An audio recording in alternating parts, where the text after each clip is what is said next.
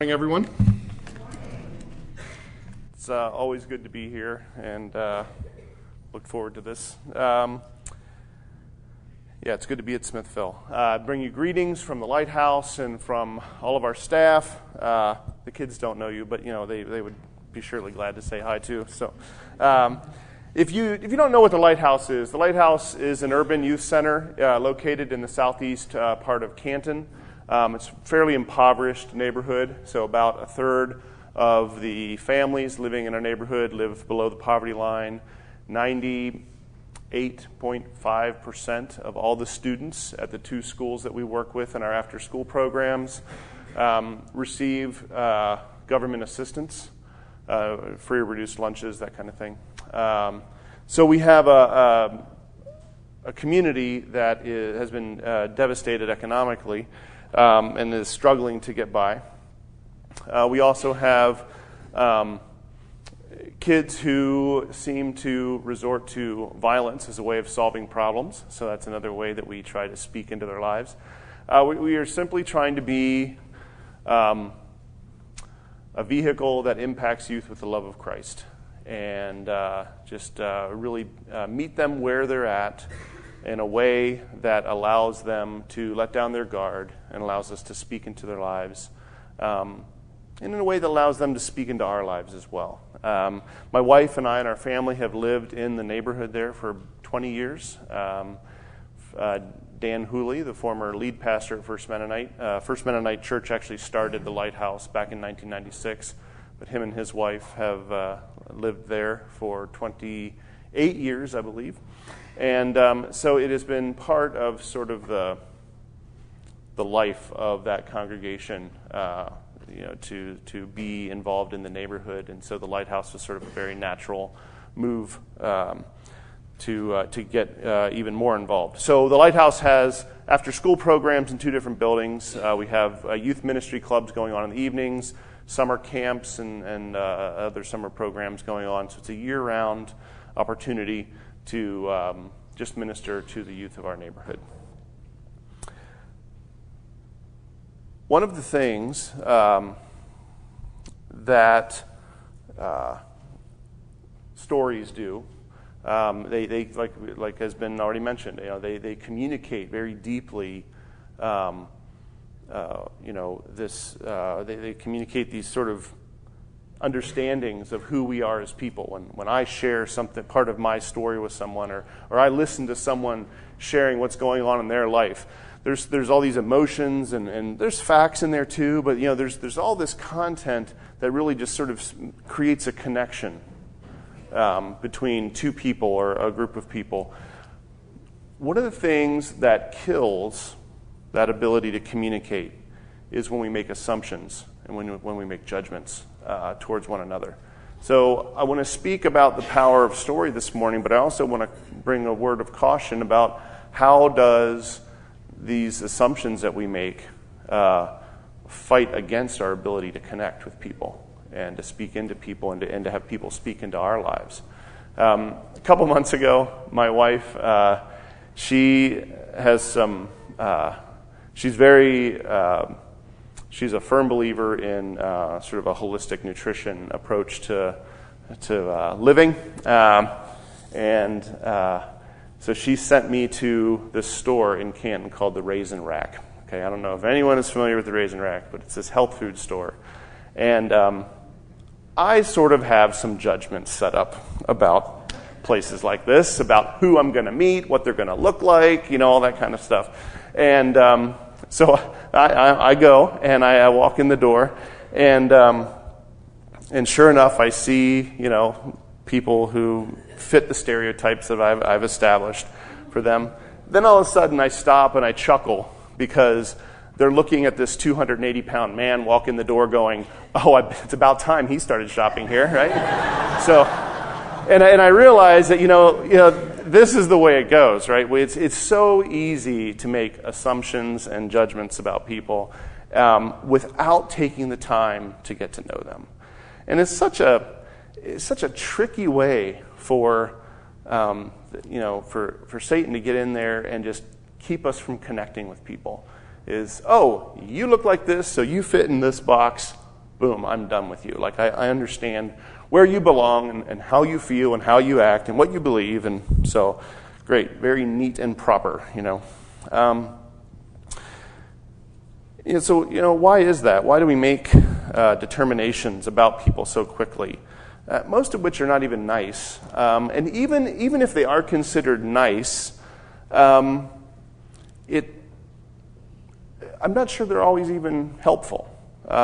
Anytime you make an assumption about somebody, you're sort of jumping ahead of the game a little bit. And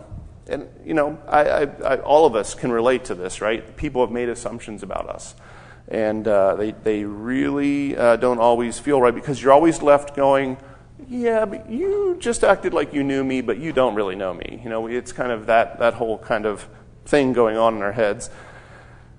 At the Lighthouse, we have kids who really wear their emotions and their thoughts on their sleeves, and they were very quick to tell you when you might try and act like when you make some sort of statement, some assumption. They'll just look at you and close one eye, kind of cock back and go, you don't know me. And very quick to say that, which is a great thing because it's actually a gift. That's actually one of the beautiful things for me, is just getting to know kids and people who are just very quick to tell you what they think. Sometimes we find that offensive and hard to deal with, especially me coming from my Menno roots, all that kind of stuff. But I have found that to be a beautiful gift, because it just puts it right out there. Where are we at? You act like you know me, but you don't know me. You've made an assumption about them, acting like you know them when you really don't. It's uncomfortable, it's weird, and they'll just tell you, hey, this is weird. Why are you acting like this? Part of what's going on here, too, is that a lot of the people in my community have had assumptions made about them their whole lives. And so a lot of times it's kind of being fed up with it. There are the guys at the Refuge of Hope, the homeless shelter downtown. They will be quick to tell you that one of the most, when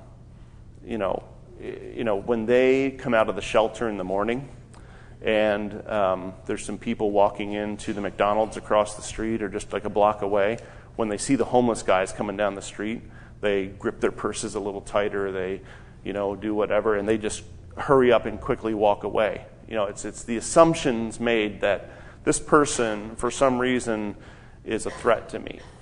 And a lot of people who live in my neighborhood have had those sort of assumptions made about them, just because of the color of their skin or because of the clothing they wear. And it's all fed off of stereotypes that we have about people who look a certain way or talk a certain way. And I do this at the same time. Like I said, I've been living in this neighborhood for 20 years. A couple years ago, I pulled up to a gas station late at night, and it was over in Perry Township. Okay, so I pulled in, and there's a group of white teenagers there outside the door, and they're being really loud. I'm like, oh my goodness, have they been drinking? I was like, I don't know what to do with them. They're white. They might hurt me. Like if they were all black, I actually would not have minded. I would have just walked right in and felt like this is normal. But it's when we get put out of our comfort zone as people we don't know or not familiar with, we're just stuck, and all we're stuck with is our stereotypes, right? And so how can we move beyond those stereotypes? In Genesis chapter 3, we have this story of the garden, being kicked out of the garden, the forbidden fruit. It says, now the serpent was more crafty than any other. I'm reading from chapter 3, verses 1 to just 8. But now the serpent was more crafty than any other wild animal that the Lord God had made. He said to the woman, did God say, you shall not eat from any tree in the garden?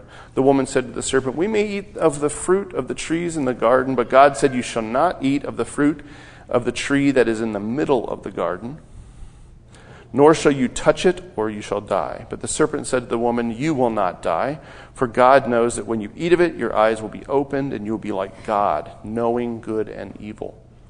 So when the woman saw that the tree was good for food, and that it was a delight to the eyes, and that the tree was to be desired to make one wise, she took of its fruit and ate. And she also gave some to her husband who was with her, and he ate. Then the eyes of both were opened, and they knew that they were naked, and they sewed fig leaves together and made loincloths for themselves. They heard the sound of the Lord walking in the garden at the time of the evening breeze, and the man and his wife hid themselves from the presence of the Lord God among the trees of the garden. Do you ever wonder why it's the knowledge of good and evil? Like why is it the knowledge of good and evil that separates us from God? It's really an interesting question. Why would knowledge of good and evil separate us from God? Perhaps it's all about this idea of getting our life from naming what's good and what's evil. Maybe it's about this tendency that we as human beings have to want to get life from being able to judge things. I think there's something to that we could pay attention to. Because Adam and Eve did this, didn't they? I mean, they took the fruit thinking that it was going to give them something beyond what they already knew, something beyond what God had promised. I mean, when you look at the story that follows, we see in some ways, by taking that fruit, they have judged God to be untrustworthy. In fact, all sin, there is no sin apart from judging God as not trustworthy. There is no sin apart from judging God as not trustworthy. They judged God. They judged each other. After God, why did you give me this woman? It was, just playing the blame game the whole way around. When we judge each other, it's not necessarily about always trying to figure out who's wrong. Sometimes it's just about trying to make ourselves look better in comparison to. There's the story of the two boys who were out in the woods and they saw a bear coming at them from some distance away. And they started running, and all of a sudden the one boy stops and takes out his tennis shoes and starts taking off his boots. And the other guy's like, "What are you doing? You're never going to outrun the bear if you stop for this." And he's like, "I don't need to outrun the bear. I just need to outrun you." It's about being better than the other person, right? So I think that is a lot of times what judging has to do with all of this, is that it's about sort of elevating our place or lowering someone else's place, so that we get our righteousness, our self-righteousness from that. In the story, we also see them judging themselves. There's shame that comes. And we often get caught up in those feelings as well, don't we? We judge ourselves, we're hard on ourselves, we have this feeling of shame for what we are, what we have done, or what we haven't done, or what we are not. Within judgment, there's no love. Okay? Those two really are polar opposites. We have this idea of story, of understanding somebody, and we have this idea of judgment, or of not understanding, or not choosing to understand. And I want to be clear, I'm not talking about determining what's right or wrong, okay? We as Christians, we have to sort of make those, as a body of people, we work together at trying to figure out what God is calling us to. But I'm talking about this sort of, the sin of judgment that comes from sort of casting your stones, of walking away, of refusing to engage, of refusing to listen, of just this idea of sort of this self-righteous judgment that comes.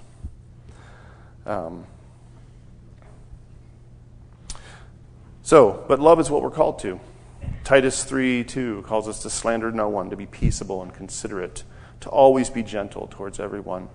Or James 4, we find, brothers and sisters, do not slander one another. Anyone who speaks against a brother or sister or judges them speaks against the law and judges it. When you judge the law, you're not keeping it, but sitting in judgment on it. It's that idea of elevating yourself. So how can we adjust our attitude in a way that leads us away from judging and towards loving people. The people that we live with, we work with, we play with, or even the people we just meet on the street. How can we practice this art of offering grace and blessing to people that we interact with? And one helpful way to do this is understanding that everybody has a story that's worth listening to. Everyone has a story that's worth listening to. And judging and making assumptions can kill that, the opportunity to listen. So our service learning program at the Lighthouse, we bring in, well, this congregation knows this pretty well, but we've had several service teams come from Smithville to stay at the Lighthouse for a week. We make this message a priority, that everyone has a story that's worth listening to. When the students come, stay with us for a week, we put them on buses for part of a day where they have to go around town and they have to, we call it walk in my shoes, okay? So they have to spend part of their day using the bus system, which is a very inefficient system. They have to carry some groceries around. They have to go to either a grocery store or to a pharmacy or to a Social Security office to get benefits. And then they also have to go to a soup kitchen. They have to wait in line for the soup kitchen and have someone serve them food, sit with people they don't know. Then they have to go through the food pantry and get items from their grocery ministry. And then they have to lug those around in the bus. And they're gone from like 10 in the morning until 2 or 3 in the afternoon. And they've only really gone 2 places on the bus. And it's taken them 5 hours to do this. And they come back understanding how difficult it is to not have a car. We send our service teams to the Refuge of Hope, to the homeless shelter, because we hire men at the homeless shelter to tell their stories to the teams that come. We have Walt, who comes, and the first thing he says to the groups is, don't ever do drugs, and you always trust in Jesus. He's a man who had everything. He had a motorcycle collection, a business, and he took 1 dose of drugs, and he lost everything. He lost his family. He lost his marriage. He lost his house. He lost his collection. He lost everything. And now he's working at the Refuge of Hope, trying to give back to this ministry that gave so much to him when he found himself as a homeless person. None of our students walk away from those situations feeling like their lives aren't a little bit better because they've heard the stories of people. They've heard how God has worked in their lives and how God has made a difference. We also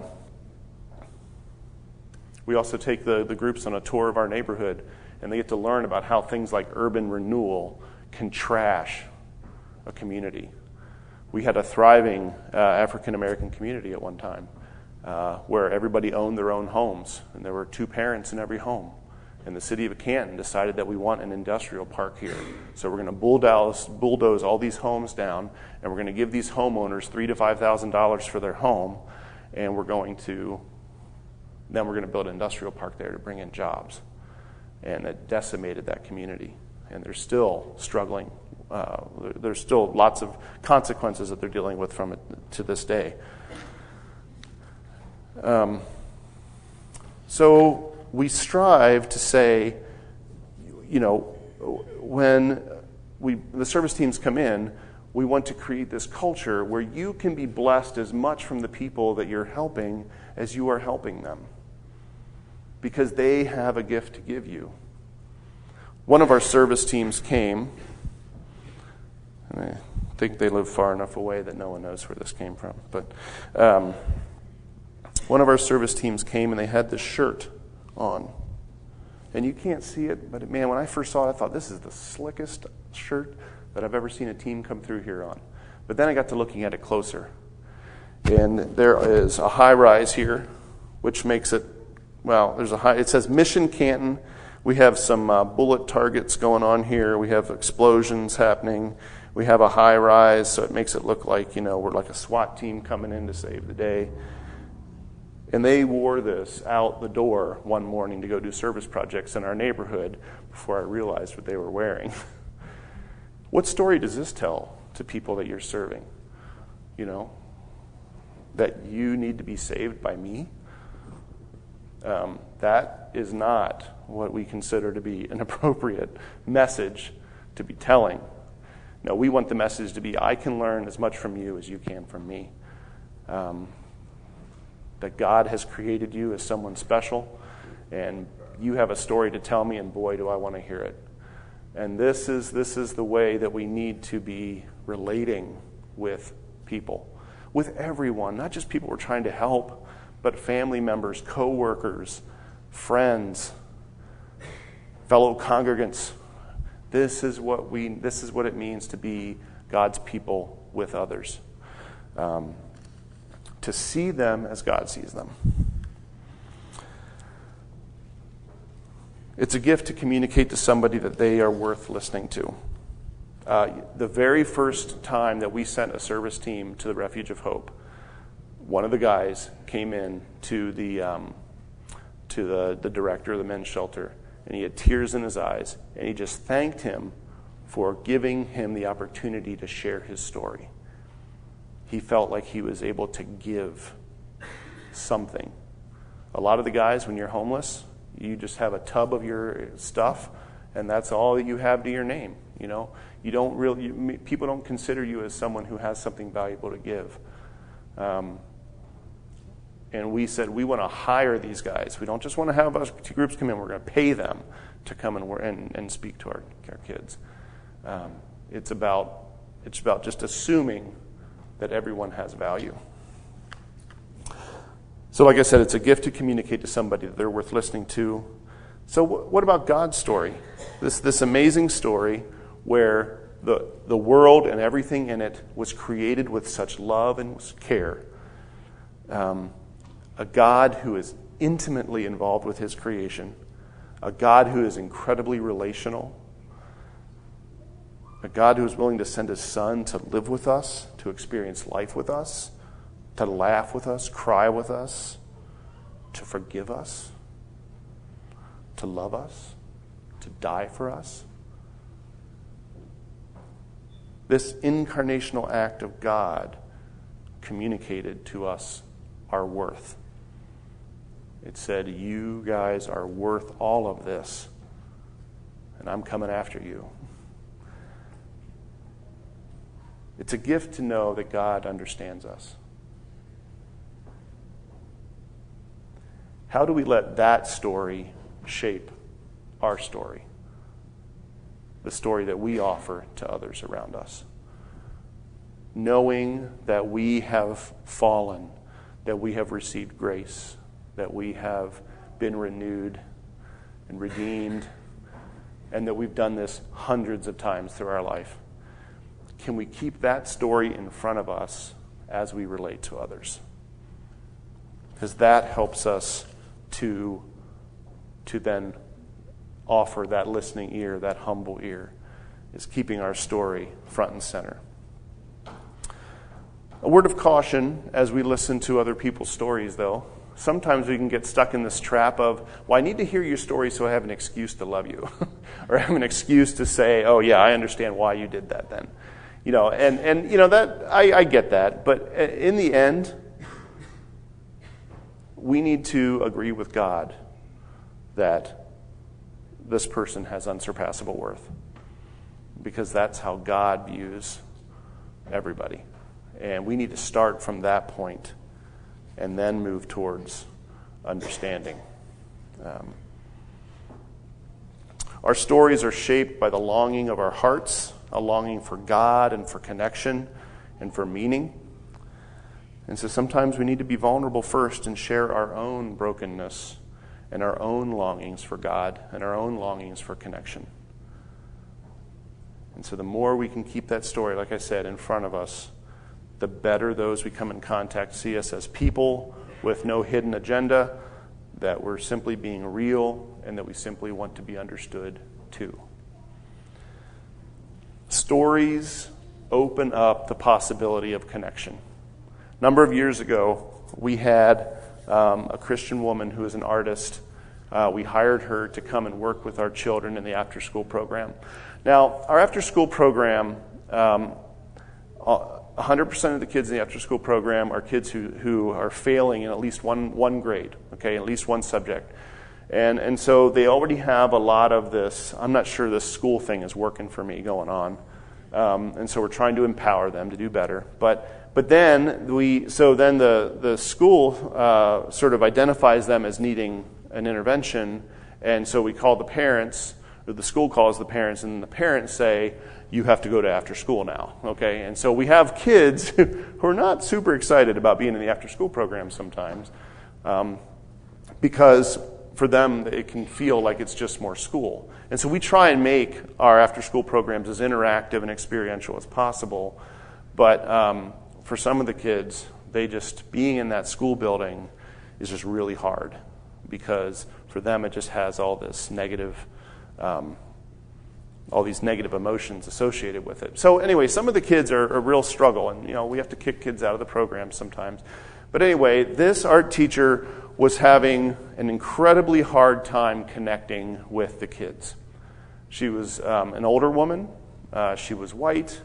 The kids did not really trust her. A lot of times when we have new staff or volunteers start, the kids will test them. Oh, they'll test them. It's fun. I shouldn't say it's fun to watch, but it's kind of fun to watch. But the kids are just saying and seeing, are you going to stick around? Like, are you for real? Like, are you really going to be back here? And they will just take some time to test to see whether or not you're actually committed to being here. And that's legitimate, especially for some of the situations that our kids are coming from.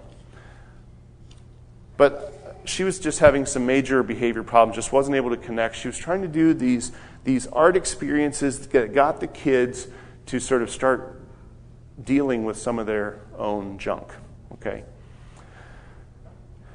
And so I encouraged her, I think it's time for you, I think you really need to consider telling the kids your own story. And so the one day she got in front of the class and she took an eggshell and she broke it apart, broke it into pieces. And she goes, before we do our art lesson today, I have a story I want to tell you guys. And she told the story about growing up in Detroit and how she experienced prejudice and racism coming at her, and how she had experienced violence and being picked on, but also beaten up by people in her neighborhood. And she allowed the kids to come up and see the knife mark, the wound in her neck that she had received as a child or as a teenager. And the kids, from that moment on, knew that she got them. And from that moment on, she was able to connect with them, and they trusted her. And then they were actually able to do some art. And then they were actually able to get some stuff done. And it totally changed the culture of that classroom. And the kids moved into projects of storytelling, of taking things that were broken and creating new, beautiful things from those pieces. The relationship with the teacher was restored, made new. There was trust, respect, honor, and there was good behavior. In some sense, the kids were transformed because they knew the teacher now had an understanding of their story. They had a connection point. And because of this, their stories, the way they lived their lives, were now being rewritten.